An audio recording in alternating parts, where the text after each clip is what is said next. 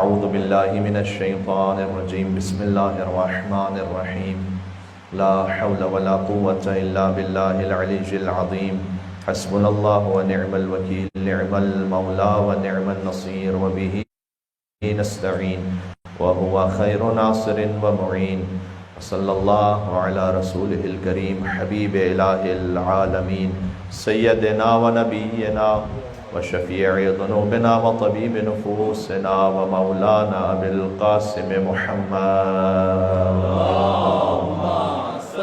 صل على محمد وعلى محمد وعلى آله الطيبين الطاهرين المعصومين المظلومين سيما بقية الله في الأرضين اللهم صل وسلم وزد وبارك على صاحب الدعوة النبوية والصولة الحيدرية والعصمة الفاطمية والحلم الحسنية والشجاعة الحسينية والعبادة السجادية والمآثر الباقرية والآثار الجعفرية والعلوم الكاظمية والحجج الرضوية والجود التقوية والنقاوة النقبية والهيبة العسكرية والغيبة الإلهية صلوات محمد وآل محمد اللهم صل على محمد وآل محمد رحمة الله على محبيهم واللعنة الدائمة على أعدائهم أجمعين امام زمانہ علیہ السلام کو ان کے دادا امام علی النقی علیہ السلام کی شہادت کا پرسہ پیش کرتے ہوئے دعائے امام عصر والزمان بسم اللہ الرحمن الرحیم اللہم کن لی ولیک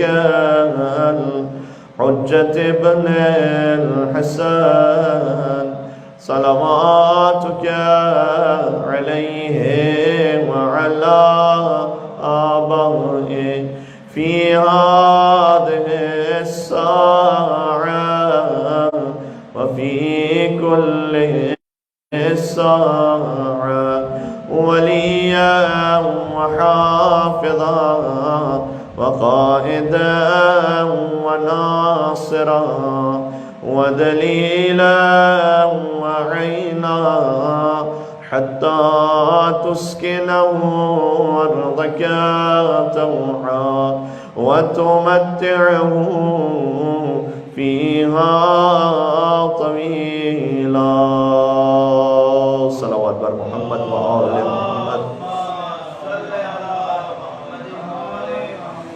أما بعد فقد قال الله الحكيم في كتابه المجيد بسم الله الرحمن الرحيم إنا أرسلنا عليهم ريحا صرصرا في يوم نحس مستمر نعرہ الصلوات اللهم صل على محمد وآل محمد 3 رجب المرجب شہادت امام علی النقی علیہ السلام کی مناسبت ہے 5 رجب المرجب سن 212 ہجری یا 15 ذی الحجۃ الحرام دونوں تاریخ روایات میں یہ امام کی ولادت کا دن ہے۔ معمولاً انڈین سب کانٹیننٹ میں 5 رجب المرجب زیادہ معروف ہے مولا کی ولادت کی تاریخ، اور 15 ذی الحجۃ الحرام ایران اور عراق میں زیادہ معروف ہے۔ شہادت کی روایت تقریباً ساری دنیا میں تمام تشیع ایک ہی دن مناتے ہیں، وہ ہے 3 رجب المرجب سن 254 ہجری 254 ہجرہ۔ آج ایک ایسے موضوع پہ بات کرنا چاہتا ہوں کہ جس پر امام علیہ السلام کا کلام بھی ہے، اور ایک سوال مومنین کے لیے ان کی زندگیوں کے کاموں میں بڑا اہم رہتا ہے کہ مولانا صاحب یہ بتلائیے گا کہ کون سا دن نیک ہے اور کون سا دن نحس ہے۔ کیا اس کی کوئی حقیقت ہے کہ کوئی دن نیک ہوتا ہے، کوئی دن نحس ہوتا ہے، کوئی دن منحوس ہے، کوئی دن مبارک ہے؟ یعنی اس کی کوئی حقیقت نہیں ہے۔ کیا اس کا کوئی قرآن میں ذکر ہے، امام کے کلام میں ذکر ہے؟ جی بالکل، قرآن میں بھی ذکر ہے اور کلام امام علی النقی علیہ السلام میں بھی اس کا ذکر موجود ہے۔ مل کے صلوات بھیجیے گا محمد و آل محمد پر، اللہم صل علی محمد و آل محمد۔ سورہ قمر کی آیت نمبر 19 ہے، جس میں ارشاد اقدس الہی ہے کہ انا ارسلنا علیہم ریحا صرصرا، ہم نے قوم عاد پر ایک طوفانی ہوا کو بھیجا عذاب کے طور پر، فی یوم نحس، جو کہ نحس دن تھا، آپ نے جنتریوں میں دیکھا ہوگا کہ نیک دن اور نحس دن، اس میں دونوں طرف کی جو رویہ ہیں بڑے ایکسٹریمز پہ کبھی چلے جاتے ہیں جو کہ نامناسب ہیں۔ کچھ لوگ یہ کہتے ہیں کہ جنتریوں کی کیا حقیقت ہے، ہم نے کیا شروع کر دیا، اٹھا کے گھر سے باہر پھینکو، یہ سب بکواسیات ہیں۔ کچھ لوگ اس پہ اتنا زیادہ یقین کرتے ہیں کہ وہ گھر سے باہر بھی قدم نہیں نکالیں گے جب تک اس طرح چیک کر لیں گے میرا ستارہ کہاں پر ہے۔ اللہ تعالیٰ نے اس پہ تفصیل سے آپ کی خدمت میں عرض کرتا، اگر پتے وہ اپنے درختوں سے اتر جائیں اور پھر تیز ہوا آئے تو جیسے پتے اڑ رہے ہوتے ہیں، اللہ تعالیٰ نے اس کی مثال دی اگلی آیت میں کہ ایسے انسان اڑ کر، بلکہ بعض تاریخوں میں یوں لکھا ہوا ہے کہ چونکہ زمانے میں جو انسان ہوتے تھے وہ 18-20 فٹ کے شاید ہوتے تھے، تو لہٰذا وہ ہوا انہیں آسمانوں پر اٹھا کر زمین پر پٹک رہی تھی۔ اچھا، یہ سورہ قمر کی آیت ہے جس میں یوم نحس کا ذکر ہے، ایک دن نحس تھا ایسا۔ سورہ حامیم سجدہ کی آیات میں ایام نحسات کا بھی ذکر ہے، یعنی کچھ دن ایسے نحس تھے، ایک دن نہیں، کچھ دن ایسے نحس تھے کہ جس میں عذاب چلتا رہا۔ اور تاریخ روایات کو اگر آپ جوڑیں تو 8 دن 7 راتیں یہ عذاب مستقل جاری رہا، تو وہ دن نحس تھے۔ ہاں، اس میں ایک بات سمجھنے کی ہے، یہ نحس دن کا ذکر تو ہے قرآن میں، لیکن تقریباً تمام مفسرین کا اس بات پر اتفاق ہے کہ اس کا ہرگز یہ مطلب نہیں ہے کہ اگلے سال جب یہی 7 دن آئے تو اب بھی وہ منحوس رہیں گے۔ وہ جو دن منحوس تھے یا وہ نحس تھے وہ فقط اس عذاب کی وجہ سے تھے جو قوم عاد پر اس وقت عذاب آ رہا تھا۔ اور ہمارے آپ لازمی نہیں ہے کہ نیکسٹ ایئر جب وہ ایگزیکٹ دن آئے گا تو وہ نحس ہی کہلائے گا، ورنہ تو پھر ضروری ہوتا کہ ہر مہینے کم از کم ایک ہفتہ، جو کہ ایک ہفتہ وہ عذاب جاری رہا تھا تو ایک ہفتہ وہ منحوس ہوتا۔ تو پھر بالآخر کیا حقیقت ہے اس کی؟ کیا اس یوم نحس یا یوم نیکی کوئی حقیقت ہے یا نہیں ہے؟ امام علیہ السلام نے فرمایا ہے، اور میں نام لیتا ہوں تاکہ آپ صلوات بھیجیں، صادق آل محمد امام جعفر صادق علیہ الصلوۃ والسلام، اللہم صلی اللہ۔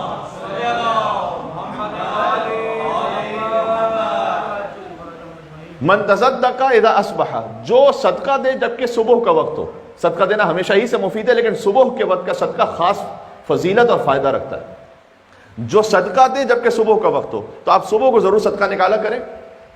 اس شرعی مسئلے کی ڈیٹیل چونکہ بار بار بیان کی جا چکی ہے کہ صدقہ اس وقت صدقہ بنتا ہے کہ جب مستحق کے ہاتھ میں پہنچ جائے، تو آپ پہلے سے مصالحت کر کے رکھیں کسی مستحق سے، تاکہ آپ جب صدقہ جمع کرتے رہیں تو وہ اس دن کا صدقہ بنتا رہے، پھر بعد میں ایک ساتھ پہنچا دیں۔ اس کی تفصیل میں نہیں جاؤں گا، فقط ایک جملے میں نے اشارہ کر دیا۔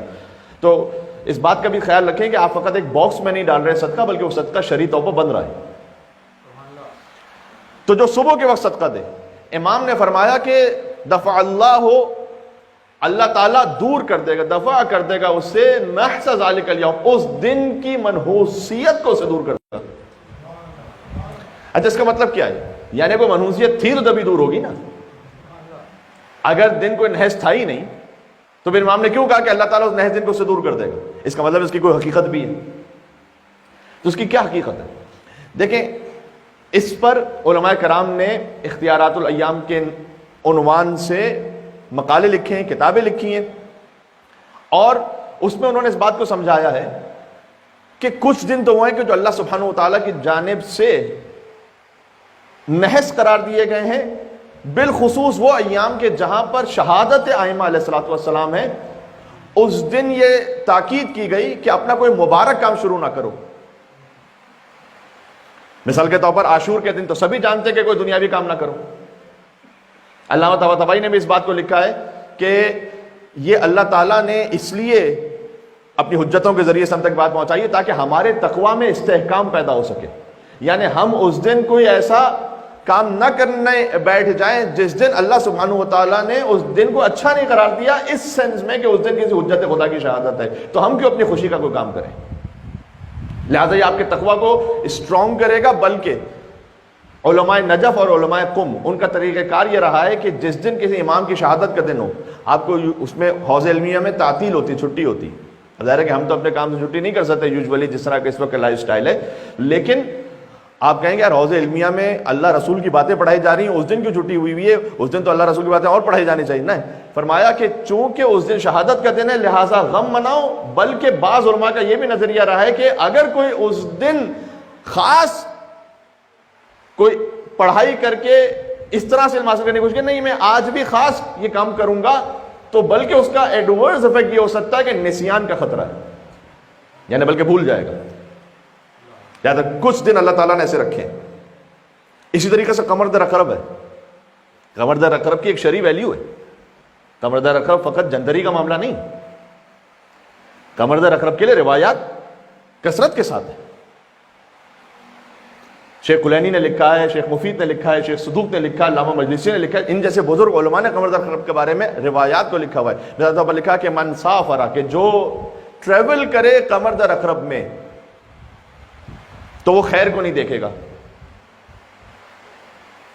کسی کے لیے بہت مجبوری ہو جائے اور کوئی چارہ ہی نہ ہو تو پھر ایک روایت ہی میں طریقہ بیان کیا گیا کہ تم صدقہ دو اور اس کام کو انجام دے دو، اس لیے کہ تم اس وقت ایک شدید مشکل میں ہو اور ان اوائڈیبل ہے، وہ کام کرنا ہی کرنا ہے۔ لیکن جان بوجھ کر یہ نہ کیجئے کہ اچھا میں اس دن قمر در اقرب کے باوجود بھی صبر کر لوں گا اور صدقہ دے دوں گا، پہلے سے اس بات کو پلان نہ کریں۔ بات واضح ہو رہی ہے؟ ازدواج کے لیے فرمایا کہ من سافر او تزوج، جو سفر کرے یا ازدواج کرے، والقمر فی الاقرب، قمر در اقرب کس کو کہتے ہیں؟ اقرب کسے کہتے ہیں؟ اقرب کہتے ہیں بچھو کو، مون اسکارپیو۔ یہ ہوتا یہ ہے کہ اللہ تعالیٰ کا ایک نظام ہے، ہمارا جو لائف سٹائل بن گیا اس میں رات میں ستارے نظر کہاں آتے ہیں ہمیں، کہ ہم دیکھیں گے آسمان پر رات میں ستارے بھی ہوتے ہیں، کچھ سٹارز بھی ہوتے ہیں، کچھ یا تو پولوشن اتنا زیادہ ہے کہ وہ سٹارز نظر نہیں آتے، یا خود ہماری رات میں جو روشنی ہم نے اپنی جو رکھی ہوئی ہوتی ہے اس کی وجہ سے ہمیں پتہ ہی نہیں چلتا کہ کچھ آسمان پر دنیا ہے آباد۔ یا آپ جائیے کہیں ڈیزرٹ وغیرہ میں رات کا وقت ہو کہ جب بالکل تاریکی ہو، سندھ پنجاب میں تو آپ کو بہت آسانی سے پھر یہ منظر دیکھنے کو ملیں گے، اور پھر آپ ایک چارپائی پہ لیٹ جائیے اور پھر آسمان کی طرف دیکھیں تو دیکھیے کیا نظارہ ہے اس وقت۔ تو سٹارز ہی سٹارز ہیں، بلینز آف سٹارز اللہ سبحانہ و تعالیٰ نے گیلیکسیز اور ملکی ویز خلق کیے۔ ایک خاص نظام ہے اللہ کا جس میں کوئی انسانی دخل نہیں ہے، ایک خاص نظام ہے اللہ کا کہ ایک موقع آتا ہے ایک مہینے میں، خاص ہر مہینے جو آتا ہے، کہ جہاں پر سٹارز ایسی شکل اختیار کر لیتے ہیں جیسے کہ وہ اسکارپیو، آسمانوں پر ان کی شکل ایسے بن جاتی ہے کہ جیسے وہ ایک بچھو کی طرح ہو، اس طرح سے، اور مون ان کے درمیان سے گزرتا ہے، اس کو کہتے ہیں قمر در اقرب۔ یہ معنویات کا ایک نظام ہے، کوئی یہ نہیں کہہ سکتا کہ ارے مولانا صاحب اس کی کوئی حقیقت نہیں ہے، حقیقت نہ ہوتی تو حجت خدا نے بیان نہ کیا ہوتا۔ دیکھیں آپ کو گرمی سردی فیل ہوتی ہے کہ نہیں ہوتی؟ ہوتی ہے، اس لیے کہ وہ آپ کے جسم پہ فوراً فیل ہو جاتی ہے تو آپ سمجھتے ہیں کہ اس کا ایک اثر ہے۔ چونکہ جو چیز ہمیں ڈائریکٹلی فیل نہیں ہوتی ہم کہتے ہیں اس کا کوئی اثر نہیں ہے، اس کا اثر ہمیں محسوس نہیں ہو رہا، لیکن امام نے بیان فرمایا من تزوج او سافر، جو ازدواج کرے یا ٹریول کرے، والقمر فی الاقرب، جبکہ چاند اقرب میں ہو، مون ان اسکارپیو، لم یر الحسنى، وہ حسنہ کو نہیں دیکھے گا، حسنہ یعنی خوبی، یعنی آپ اگر کسی حسنہ سے شادی بھی کر لے گا تو حسنہ نظر نہیں آئے گی اسے۔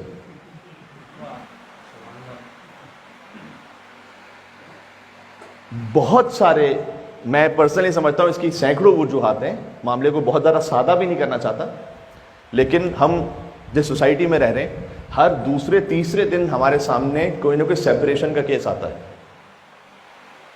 ہسبینڈ وائف کے درمیان، جس میں ہماری حتی الامکان یہی کوشش ہوتی ہے کہ وہ ناپسندیدہ فعل کی طرف نہ جائے معاملہ، لیکن بہت سارے معاملات چلے بھی جاتے ہیں، اور یہ تو وہ کیسز جو ہمارے سامنے آ رہے ہیں، بے شمار ایسے کیسز جو ہمارے سامنے نہیں آ رہے ہیں ود ان اور کمیونٹی، اور جو کمیونٹی سے باہر ہیں وہ تو ماشاء اللہ پتہ نہیں کتنے ہوں گے۔ اس میں بہت ساری وجوہات ہیں، لیکن ایک وجہ یہ بھی ہے کہ ہم شروع سے ان چیزوں کا اہتمام نہیں کر پا رہے صحیح طرح سے۔ جہاں ائمہ علیہ السلام نے ازدواج کا منع کیا تھا جن تاریخوں میں، تو کیوں جب معنوی اعتبار سے ایک برا اثر ہوتا ہے تو ہم جہاں ہر چیز کو دیکھتے ہیں کہ ہم میرج ہال کیسا لیں گے اور اس میں ڈیکوریشن کیسا ہوگا اور اس میں پتہ نہیں کوزین کیسا ہوگا، اور 5 طرح کے کھانے ہوں گے کہ 10 طرح کے کھانے ہوں گے کہ 400 مہمان ہوں گے 500 مہمان ہوں گے، جو امام علیہ السلام نے کہا وہی نہیں دیکھ رہے، تو اس کا ایک برا اثر ہے۔ اس لیے کہ اللہ تعالیٰ نے معنویات کی دنیا میں رکھا ہوا ہے کہ مون جب اسکارپیو میں ہے تو اس وقت انسان کا مزاج ایسا نہیں ہوتا کہ وہ دوسرے سے ہم آہنگ ہو سکے۔ کیا مزاج اور موڈ کی کوئی حیثیت ہے؟ بالکل ہے۔ کبھی انسان کا موڈ آن ہوتا ہے، کبھی آف ہوتا ہے. یہ امیر المومنین نے بیان کیا ان للقلوب اقبالا و ادبارا. کبھی تمہارا دل آمادہ ہوتا ہے، کبھی دل موڑ کے اپنا منہ موڑ کے کھڑا ہوتا ہے. وَإِذَا أَقْبَلَتْ، جب تمہارا دل آمادہ ہو، فَتَنَفَّلُوا، تو جتنا ہو سکے مستحب کام کر لو.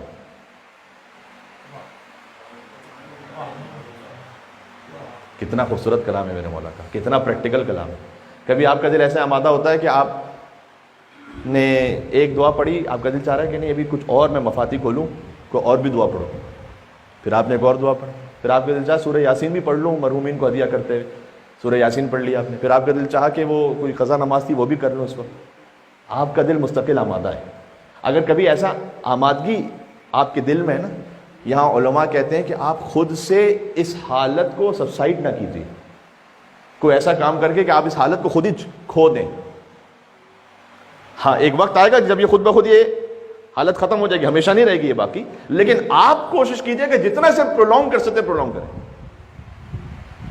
مولا نے فرمایا کہ ہر وقت ہی بہت زیادہ مستحبات کرنے چاہیے. امام نے کہا نہیں، جب تمہارا دل آمادہ ہے نفل کرتے رہو. وَإِذَا أَدْبَرَتْ، اور جب دل آمادہ نہیں ہے، دل نے منہ موڑا ہوا ہے. یہ میں اس کا آسان ترجمہ یہی کر سکتا ہوں کیونکہ ادبرت کا ترجمہ یہ ہے کہ تم پوچھ کر کے کھڑا ہوا ہو. فَعَلَيْكُمْ بِالْفَرَائِض، تو فقط فریضے کی حد میں رہو، پھر اپنے آپ کو نفل عبادتوں میں نہ ڈالو اس لیے کہ خستہ ہو جاؤ.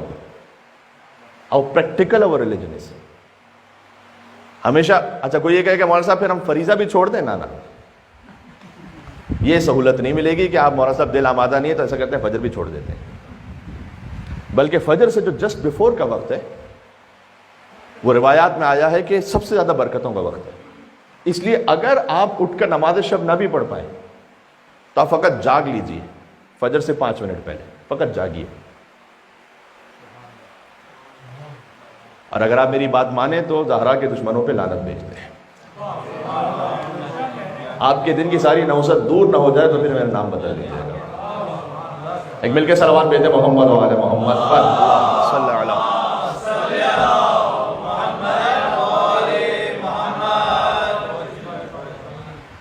تو ایام شہادت معصومین علیہ السلام میں کہا گیا کہ اپنے لیے کوئی خوشی کا کام آغاز نہ کرو. خبردار رقم میں منع کیا گیا کہ ازدواج نہ.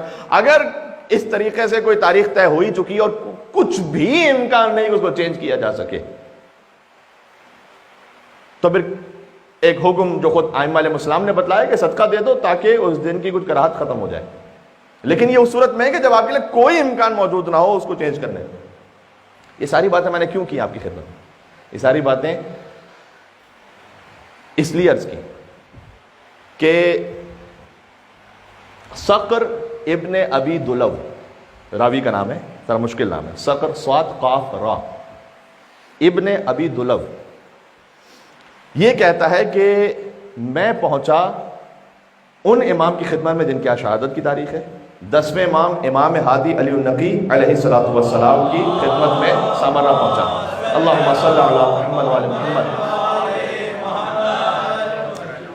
مولا کو سامرا طلب کیا گیا تھا، متوکل نے طلب کیا تھا اور سامرا بلا کر امام کو ہاؤس اریسٹ کر دیا تھا.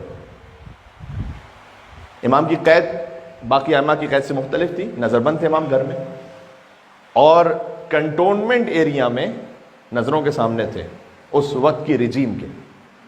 اس لیے کہ بنی عباس کی رجیم یہ جانتی تھی کہ حضور نے یہ فرمایا ہوا ہے کہ میرے بعد 12 وارث ہوں گے میرے. تو وہ جانتے تھے کہ 10واں وارث یہ ہے، 11واں اور 12واں بس آنے والا ہے. 11ویں تو امام حسن عسکری علیہ السلام ان کے ساتھ ہی تھے.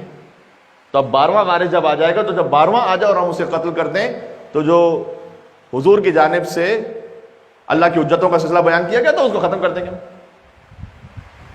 اس سے پہلے انہوں نے یہ کوشش کی تھی بنی عباس نے. مامون الرشید نے اپنی بیٹی کا ازدواج کروایا امام محمد تقی علیہ السلام سے، ام فضل. یہ ازدواج اس لیے تھا کہ وہ جو 12واں ہے وہ ہماری نسل سے آئے. لیکن اللہ تعالیٰ کا ابتدا ہی سے یہ اصول رہا ہے کہ اگر ایسے کوئی سیاسی ازدواج ہو جائیں تو ازدواج تو ہو جاتا ہے لیکن اللہ لاولد رکھتا ہے اس خاتون کو. اب آپ کیا سن رہے ہیں اور میں کیا کہہ رہا ہوں تو بات پہنچ گئی ہے. اللہم صلی علی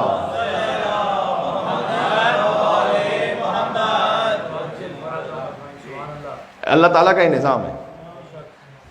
صدر اسلام میں بھی بہت سو کی خواہش تھی.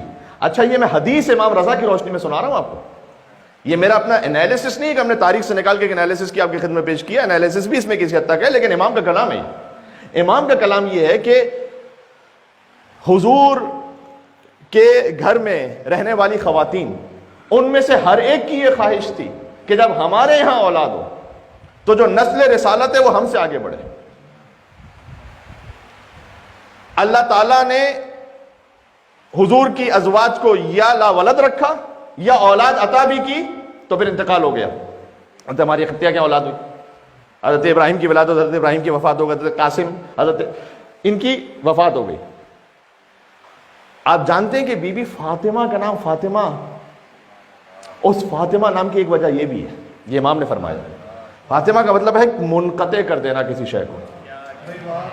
اللہ نے خدیجہ کو اولاد عطا کی فاطمہ, اور امام رضا نے فرمایا کہ رسول کی بیٹی فاطمہ کے ذریعے سے دوسری ازواج کی امیدوں کو منقطع کر دیا کہ نسل رسالت ہم سے آگے بڑھے.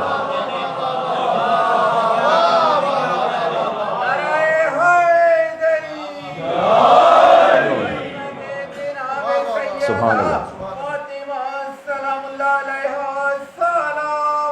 اللہم صلی علی محمد وعلی محمد.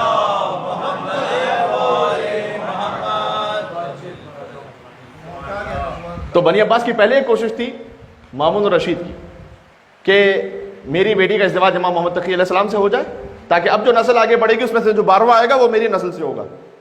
وہ اللہ تعالیٰ نے امید پوری نہیں ہونے دی, جیسے پہلے نہیں امید پوری ہونے دی, یہاں پر بھی پوری نہیں ہونے دی. سبحان اللہ. اور جو نسل امام محمد تقی علیہ السلام آگے بڑھی وہ بی بی سمانہ خاتون سے آگے بڑھی, کہ جو والدہ ہیں امام علی نقی علیہ السلام کی, جن کی آج شہادت کی مجلس آپ سن رہے ہیں, جن کا تعلق ہے نارتھ افریقہ سے. اس بی بی کا تعلق ہے نارتھ افریقہ سے, یعنی دائرہ خاندان اہل بیت سے ان کا تعلق بھی نہیں بنتا, لیکن اللہ سبحانہ و تعالیٰ کو گوہر امامت کے لیے ایک ایسے پاکیزہ صدف کی ضرورت تھی جو اپنے زمانے میں ارحام مطہرہ کا عالی ترین مصداق ہو. لہذا نارتھ افریقہ سے خاتون کو اس واقعے کے ذریعے سے, جیسے میں ذکر کر چکا ہوں پہلے کی بعض مجالس میں گزشتہ سالوں میں, اس بیوی کو پہنچایا گیا. امام محمد تقی علیہ السلام کا ازدواج ہوا اور امام علی نقی علیہ السلام کی ولادت ہوئی. سبحان اللہ. امام علی نقی علیہ السلام نے فرمایا امی عارفۃ بحقی, یہ امام کی سند موجود ہے, فرمایا کہ میری ماں میری حق کی عارفہ تھی. حجت خدا کی جانب سے یہ سند موجود ہو ایک خاتون کے لیے کہ میری ماں میری حق کی عارفہ تھی.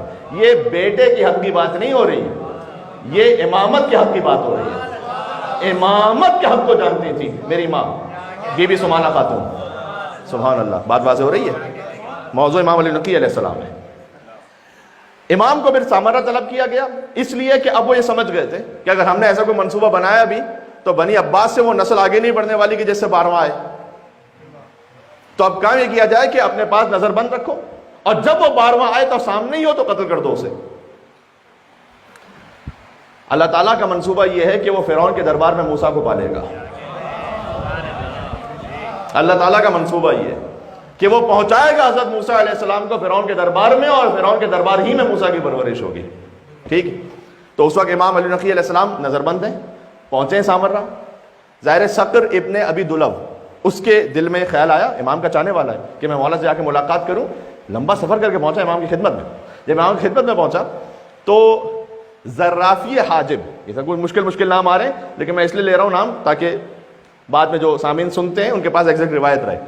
زرافی حاجب کا بیان ہے کہ صقر ابن ابی دلو وہ پہنچا اس گھر میں کہ جہاں امام نظر بند تھے, جہاں امام کی قبر مطہر ہے وہ امام کا گھر تھا. جہاں جب سامرہ جاتے ہیں امام علی نقی علیہ السلام کی زیارت پر, ایک ہی ذریعے میں امام حسن عسکری علیہ السلام بھی ہیں, بی بی حکیمہ خاتون بھی ہیں, بی بی نرجس خاتون بھی ہیں, ان کی قبریں بھی متعین ہیں. وہ وہی امام کا گھر تھا جہاں سے سرداب کا بھی راستہ گزرتا ہے. یہی وہ مقام ہے جہاں حضرت حجت کی دنیا میں تشریف آوری ہوئی ہے. یہی وہ مقام ہے جہاں حضرت حجت کی غیبت کا آغاز ہوا ہے. یہی وہ مقام ہے جہاں مقام امام زمانہ علیہ السلام ہے. سامرہ کی اللہم صلی علی محمد وعلی محمد. سامرہ کا نام ہے سرہ من رآ, جس نے دیکھا وہ خوش ہو گیا. اتنا خوبصورت علاقہ. اس نے حاجب سے یہ کہا, حاجب نے اس سے پوچھا جو امام کی سیکیورٹی پر مامور ہے گورنمنٹ کی طرف سے, سیکیورٹی کا مطلب یہاں کیا ہے؟ تاکہ امام نظر بند رہے۔ حاجب نے پوچھا کہ ایسا کر کیوں آئے ہو یہاں پر؟ تو نے کہا کہ میں اپنے مولا سے ملنے آیا ہوں۔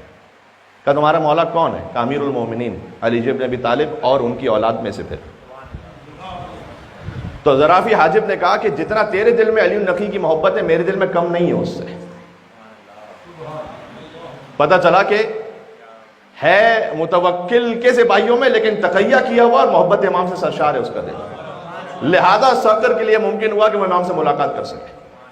تو اس نے کہا جاؤ اندر حجرے میں فلاں مقام پر امام موجود ہے، بڑی جگہ تھی وہ صقر ابن ابی طلحہ اندر پہنچا تو صقر کہتا ہے کہ جیسے میں نے امام علی نقی علیہ السلام کو دیکھا تو مجھ پر بے تحاشا گریہ طاری ہوا، اس لیے کہ میں نے دیکھا کہ امام اس وقت عبادت میں مصروف ہے اور ساتھ میں امام کی قبر آمادہ ہے۔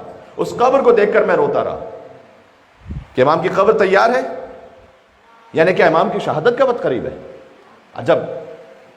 عجب ریاضت ہے یہ۔ امام نے صقر کو تسلی دی کہ اے صقر تم تسلی رکھو، متوکل کے زمانے تک تو اللہ نے میرا امر نہیں لکھا ہوا میں اس دنیا میں زندہ رہوں گا، اس لیے کہ متوکل نے بے تحاشا ظلم کی امام پر، لیکن متوکل امام کو شہید نہیں کر سکا۔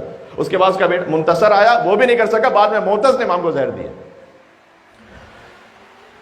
صقر نے کہا کہ مولا آپ کی زیارت ہوئی تو مجھے رسول اللہ کی ایک حدیث ذہن میں آئی ہے، میں پوچھنا چاہتا ہوں۔ حضور نے فرمایا ہے کہ لا تعاد الایام فتعادیکم، اے مسلمانوں دنوں سے دشمنی نہ کرنا۔ میں نے بات شروع کی تھی کون سے دن نحس ہوتے ہیں کون سے دن نیک ہوتے ہیں۔ دنوں سے دشمنی نہ کرنا، کیونکہ اگر تم نے دنوں سے دشمنی کی تو وہ تمہارے دشمن ہو جائیں گے۔ تو مولا اس کا کیا مطلب ہے؟ دنوں سے دشمنی نہ کرنا، آپ مجھے سمجھائیں گے؟ یہ فرزند رسول کے علاوہ کوئی سمجھا بھی نہیں سکتا کہ رسول اللہ کے کلام کا مطلب کیا ہے کہ دنوں سے دشمنی نہ کرنا۔ امام نے کہا کہ یہ دن تم جانتے ہو، یہ دن کون سے ہیں؟ کہ مولا بیان فرمائی۔ امام نے کہا پہلے دن کا نام ہے محمد مصطفیٰ،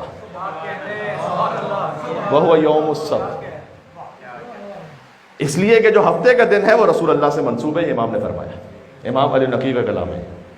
کہ دوسرے دن کا نام، دوسرے یوم کا نام ہے علی مرتضیٰ، یوم الاحد۔ کیا خوبصورت نام ہے اور کیا کس ہستی سے منسوب ہے؟ قل هو اللہ احد، یوم الاحد، ایک دن یعنی پہلا دن سنڈے۔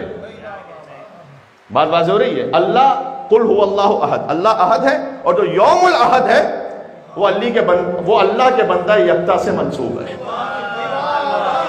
علی جیسا کوئی بندہ نہیں ہے۔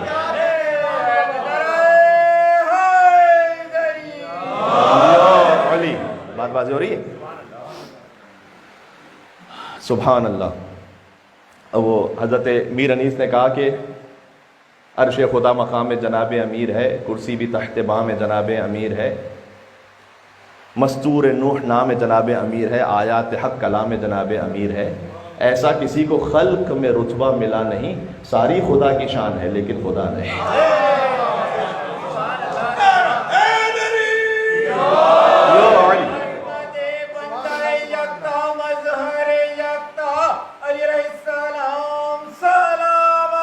اللہم صلی علی محمد و علی محمد۔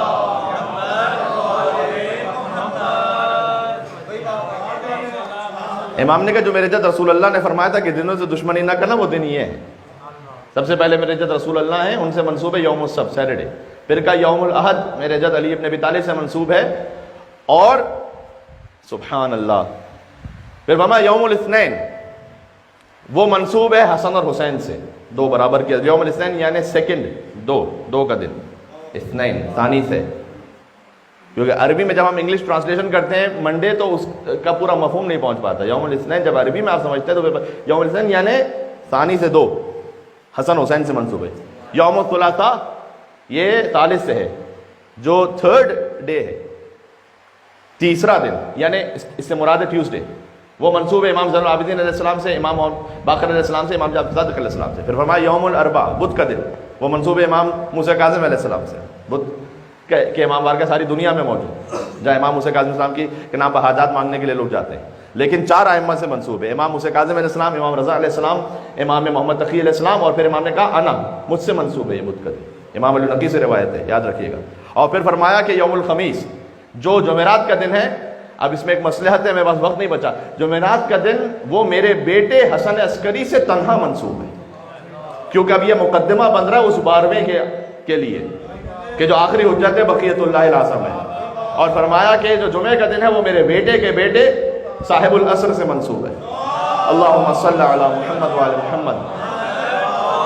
پھر امام نے کہا کہ یہ میرے جد نے فرمایا تھا کہ دنوں سے دشمنی نہ کرنا، اور پھر امام نے آگے وضاحت کی کہ میرے جد نے یہ فرمایا ہے کہ دنیا میں ان دنوں سے دشمنی نہ کرنا، ورنہ آخرت میں یہ تم سے دشمنی کریں گے اور تمہاری نجات نہیں ہو سکے گی. اور پھر امام نے ایک دن کی زیارت تعلیم فرمائی صقر ابن ابی دلب کو کہ جب تم مثلا سیٹرڈے کو رسول اللہ کی زیارت پڑھو ان الفاظ میں پڑھو، اتوار کو مولا علی کی زیارت پڑھو ان الفاظ میں پڑھو، یوم الاثنین زیارت پڑھو حسن حسین کی ان الفاظ میں پڑھو. امام علی نقی علیہ السلام نے زیارت تعلیم فرمائی. امام علی نقی علیہ السلام سے جو کانٹینٹ اور مٹیریل پہنچا ہے بے شمار، اس میں گہرائیاں، فضائل، مناقب کے اور معارف کے معاملات ہیں. ان میں سے جو اہم ترین ہے جس کی جانب ہم نے بار بار اشارہ کیا وہ زیارت جامع کبیرہ ہے، جو عبداللہ ابن موسیٰ نخی سے روایت ہے، یہ صقر ابن ابی دلب سے روایت ہے. پھر اس کے بعد امام علی نقی علیہ السلام ہی سے وہ مولا علی علیہ السلام کی معرکۃ العرا زیارت پہنچی ہے کہ جو غدیر کے دن پڑھنے کی تاکید ہے. لیکن شیخ عباس قمی نے کہا کہ فقط غدیر سے مخصوص نہیں ہے، آپ جس دن بھی چاہیں امیر المومنین کی وہ زیارت پڑھیں. اور وہ زیارت اس اعتبار سے خاص یونیک ہے کہ مولا علی علیہ السلام کی اور بھی زیارتیں ہیں، لیکن اس زیارت میں 37 آیات کے ذریعے سے امام علی نقی علیہ السلام نے فضائل علی بن ابی طالب کو بیان کیا. 37 آیتیں اس زیارت میں. بات واضح ہو رہی ہے؟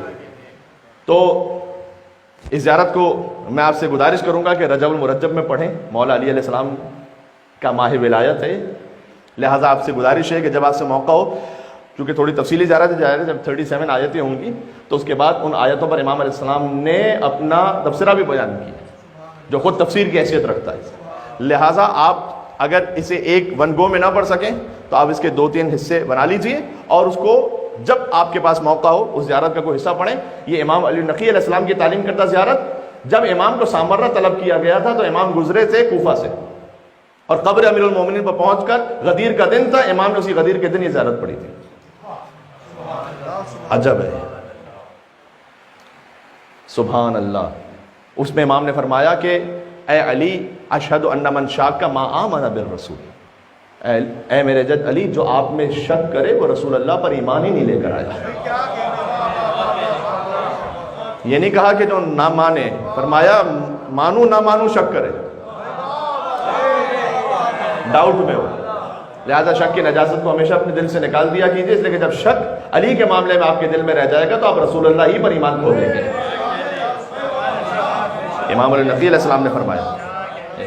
تو ایک تفصیلی بیان ہے فضائل کا جو امام علی نقی علیہ السلام نے اپنے جد مولا علی کی زیارت کے ارشاد فرمایا. زیارت جامع کبیرہ میرا آج بہت دل تھا کہ میں اس کی تھوڑی تفصیل میں پھر جاؤں، کیونکہ وہ زیارت مجھے بہت زیادہ میرے دل سے قریب ہے، اس لیے کہ علماء نے اس کی بہت زیادہ تاکید فرمائی ہے.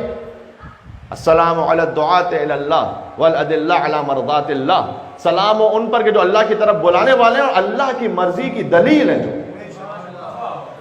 اللہ کی مرضیوں کی طرف رہنمائی کرنے والے. یہ 14 ہے. سبحان اللہ.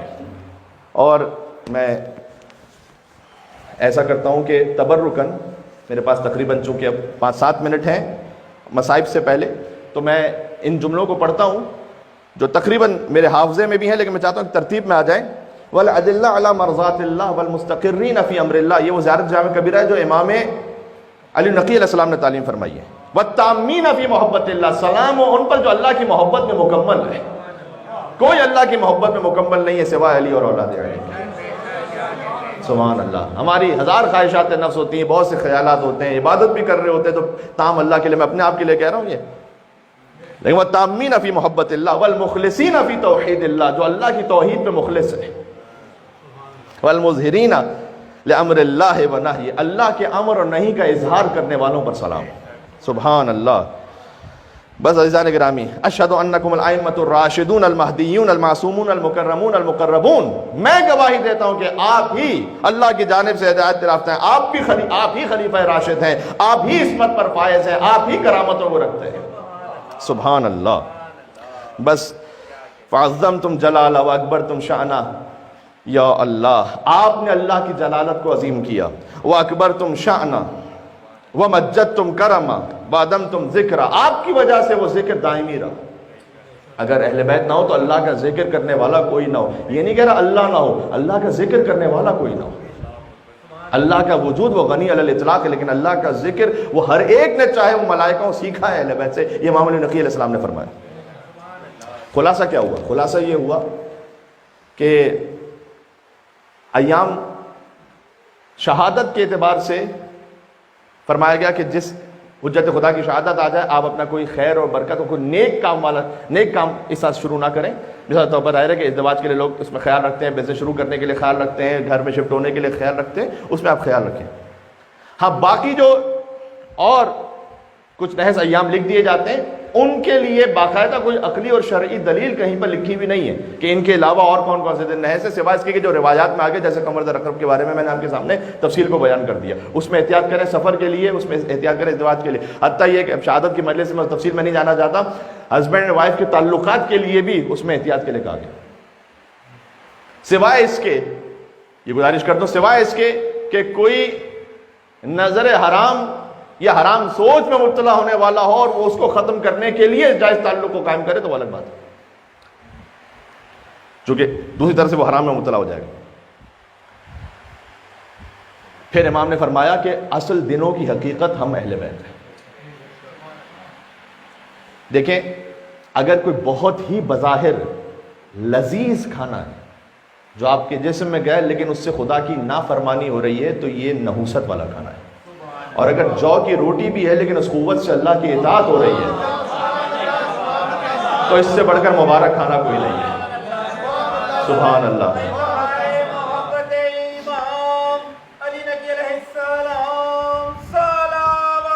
اللہم صلی علی محمد وآل محمد۔ صبح کو صدقہ دیں تاکہ امام نے فرمایا کہ اس دن کی نحوست کو تم دور کر سکو، صبح کو صدقہ دے کر اس بات کے لیے اہتمام رکھیں۔ ان دنوں کو ان باتوں کو یعنی مثلا فرض کی فلاں دن کوئی نیک ہے فلاں دن کوئی نحس ہے، اس کو مؤثر فی ذات نہ مانے۔ یعنی کیا؟ یعنی سٹارز ہی ہیں یا یہ دن ہی ہیں جو یہ سب کام کر رہے ہیں، نا ایسا نہیں ہو سکتا۔ اللہ تعالیٰ کا اذن ہے، بات واضح ہو رہی؟ جب اللہ تعالیٰ کا اذن ہے تب کسی شے میں وہ طاقت پیدا ہوتی ہے۔ اس عقیدے کو رکھیں، اس لیے کہ مؤثر فی ذات مانا تو پھر یہ شرک ہو جائے گا۔ کوئی شرعی دلیل ہمارے پاس نہیں کہ یہ ہفتہ کیسا رہے گا، اس کی کوئی حقیقت ہے۔ آپ اپنے شوق سے پڑھنا چاہیں وہ ایک الگ بات ہے، لیکن اگر آپ نے امام کی زیارت سے انشاءاللہ وہ دن شروع کیا ہے، یہ امام کا کلام ہے۔ سال بن یعقوب نے امام رضی اللہ علیہ وسلم سے کہا کہ مولا کبھی کبھار کوئی بہت اہم کام آ جاتا ہے لیکن دن کے نحس ہونے کی وجہ سے میں اسے کرنے سے گریز کرتا ہوں، بہت اہم ہوتا ہے وہ کرنا بھی ضروری ہے اس دن۔ امام نے جانتے کیا جواب دیا؟ فرمایا کہ اے سہل تم پہلے ہی ہماری ولایت کے قلعہ امان میں ہو، تو ہماری ولایت میں مخلص رہو اور پھر جہاں چاہتے ہو چلے جاؤ۔ امام کا کلام، جہاں چاہتے ہو چلے جاؤ، وَفْعَلْ مَا شِئْتَ، جو چاہے کر لو۔ اگر تم نے ہماری ولایت پر توکل رکھتے ہوئے کام کیا تو کوئی نحوست تم تک پہنچ نہیں سکتی۔ عجب۔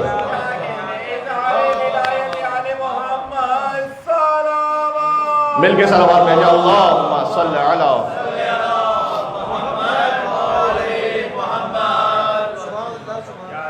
بس عزیزوں بات ختم ہو گئی۔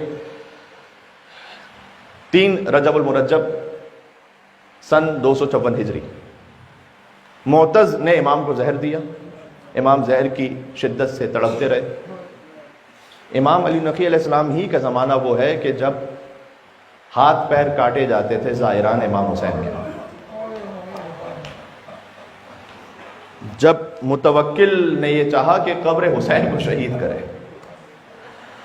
اور امام نے اس وقت زیارت جامع کبیرہ تعلیم فرمائی اور فرمایا کہ اس وقت اللہ کی جانب سے تم پر یہ ذمہ داری نہیں فرض کی گئی کہ تم متوکل کے سامنے براہ راست آ جاؤ، لیکن ہم تمہیں ایک ایسی زیارت تعلیم فرما رہے ہیں کہ جو تمہارے دل میں قبر حسین ہے۔ گویا امام علیہ السلام نے اس انداز سے اظہار فرمایا کہ جو اہل بیت کی قبور، اگرچہ کہ وہ بھی بہت بڑا ظلم ہے، اگر انہیں کوئی شکستہ کر لے لیکن بہرحال قبر حسین پھر آباد ہوگی، اس پہ زائرین آئیں گے، لیکن اگر تمہارے دل میں جو قبر حسین ہے یعنی وہ محبت حسین اس میں کوئی کمی آ گئی تو پھر نجات نہیں ہو سکے گی. لہٰذا تم اس طرف متوجہ ہو کر زیارت جامع کبیرہ پڑھو اور کہو السلام علیکم یا اہل بیت النبوہ ومعدن الرسالہ ومختلف الملائکہ ومہبط الوحی وخزان العلم ومنتہى العلم وسعادت الکرم وعناصر الابرار وداعی اخیار. سبحان اللہ. یہ امام کے کلمات ہیں. اس کا ایک عجیب روحانیت ہے اس میں. سنیے گا.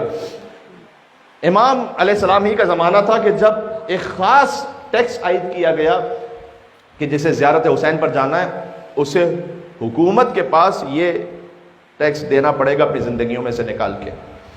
تو عورتیں فاقے کرتی تھیں. آج کی طرح معاملہ نہیں ہے کہ آپ کے پاس بہت کچھ ہے تو ماشاءاللہ آپ کو دے کر بھی چلے گئے. نہیں, عورتیں فاقے کرتی تھیں. اور جب سپاہی پوچھتے تھے کہ تم تو بڑی غریب عورت ہو, تمہارے پاس یہ ساری مالیات کہاں سے آئی ہے؟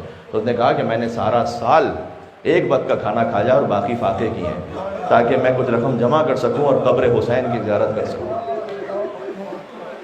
ایک وقت ایسا آیا کہ جب 2 لوگوں کو مار دیا جاتا تھا, 2 لوگ آتے تھے, ایک کو مار دیا جاتا تھا, ایک کو جانے کی اجازت ہوتی تھی. کہا جاتا جس کو زیارت پہ جانا ہے کسی کو اپنے ساتھ لے کر آئے کہ اس کو مار دیا جائے گا, پھر دوسرا آگے جائے گا.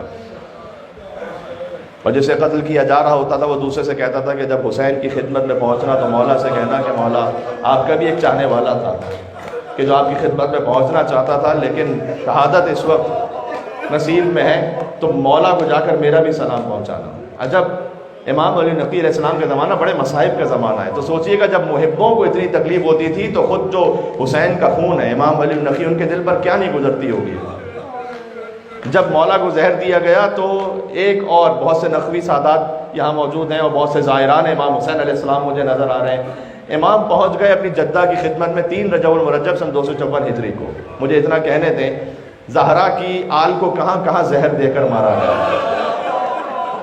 اللہ اکبر. کبھی بغداد کے پل پر موسی کاظم کا لاشا پھینک دیا گیا, کبھی مدینہ میں حسن مجتبیٰ کے کلیجے کے ٹکڑے تشت میں گرے, کبھی غریب طوس امام رضا کو غربت میں زہر دیا گیا, اور کبھی امام علی نقی کو سامرہ میں زہر دغا دے کر شہید کر دیا گیا. اور یہی وہ زمانہ تھا کہ جب کتنے سید زادے دیواروں میں چنوا دیے گئے. سید زادوں کے خون سے شہروں بغداد اور سامرہ کی دیواروں کا گارا بنایا گیا. اللہ اکبر. امام علی نقی علیہ السلام کے سامنے سارے مصائب تھے. عزیزوں, 2 جملے مجھے کہنے اور میں بات ختم کروں گا, پھر تھوڑی سی ماتمداری ہو, پھر نماز مغرب انشاءاللہ. میں یہ عرض کرنا چاہتا ہوں کہ ایک وقت ایسا آیا متوکل نے امام کی توہین کرنا چاہی تو اس نے امام کو جہاں نظر بند تھے وہاں سے باہر بلایا اور خود اپنی سواری سے اترا نہیں, کہا چلو میرے ساتھ دربار. وہ اپنی سواری پر رہا اور دوڑاتا رہا اپنے گھوڑے کو, اور امام سے کہا میرے ساتھ ساتھ دوڑتے رہو. اس وقت امام نے فرمایا کیا میں ناقہ صالح سے بھی کم ہوں اے رب العالمین. جب امام کی زبان پر یہ جملہ آ جانا, کسی بھی امام کی زبان پر, کیا ناقہ صالح سے بھی میری حیثیت کم ہے, سمجھو مصائب کی معراج ہے یہاں پر. اس لیے کہ رسول اللہ نے کہا تھا ناقہ صالح کی اونٹنی کو مارنے والے سے بدتر علی ابن ابی طالب کو ضربت مارے گا. اور ایک موقع وہ ہے کہ جب حسین کے ہاتھ میں علی اصغر کا لاشا تھا, اس وقت فرمایا کہ اے پروردگار کیا میرا بیٹا صالح کی اونٹنی سے بھی کم تھا. امام علی نقی علیہ السلام متوکل کے ساتھ دوڑ رہے تھے, لیکن میں ہاتھوں کو جوڑ کے کہوں گا مولا آپ کی بہنیں تو آپ کے ساتھ رہیں. سلام اس غریب عوام سید سجاد پر کہ جس کی بہنوں کا سر کھلا ہوا تھا, پیروں میں بیڑیاں تھی, گلے میں توق تھا. امام ناقے کی مہار کو پکڑ کر چلتے جاتے. آخری جملہ یہ بھی کہوں گا کہ امام حسن عسکری یتیم ہو گئے, آج ان کو یتیمی کا پرسہ پیش کرنا ہے, آپ پرسہ پیش کیجئے گا. لیکن میں اتنا کہنا چاہتا ہوں 22 برس کے سن میں امام حسن عسکری یتیم ہوئے, تو میں کہوں گا کہ اے مولا یتیمی کی خاک تو سر پر آئی ہے لیکن آپ نے کندھا بھی دیا ہے. جب جعفر قذاب نے آگے بڑھ کر نماز پڑھانا چاہیے, آپ نے پیچھے نہیں, وہ امام حسن عسکری کا واقعہ, لیکن آپ نے نماز جنازہ بھی پڑھائی, آپ نے غسل و کفن کا بھی اہتمام کیا ہے. مولا یہی سن تھا کہ جب عابد نے اپنے باپ کے لاشے کو دیکھا تھا تو مجھے کہنے دیں کہ لا جاؤں گا یا ابا عبداللہ, جیسے حسین پر دن تھا ویسے کوئی دن نہیں تھا. اس لیے کہ ہر امام شہادت سے اس دنیا سے گئے ہیں لیکن بیٹے کو کم از کم کندھا دینے دیں. سجاد نے دیکھا باپ کا پامال لاشا سامنے ہے, سجاد شہر چھوڑ کر جا رہے تھے, جسم کانپ رہا تھا، زینب نے چلتے اونٹ سے اپنے آپ کو زمین کربلا پر عزیزو یہ آسانی سے اتنا جملہ نہ سنے، جس بی بی کے ہاتھ گردن سے بندھے ہو وہ منہ کے بل زمین پر گری تاکہ سجاد کی روح جسم میں رہ سکے، اس لیے کہ سجاد باپ کے لاشے کو دیکھ کر کہتے تھے وہ بھی اماں انہوں نے اپنے لاشے تو دفنا دیے، میرے بابا کا لاشا بے گور و کفن ہے، کیا یہ میرے باپ کو مسلمان بھی نہیں سمجھ، کیا یہ حسین کو مسلمان بھی نہیں سمجھتے کہ کوئی آ کر حسین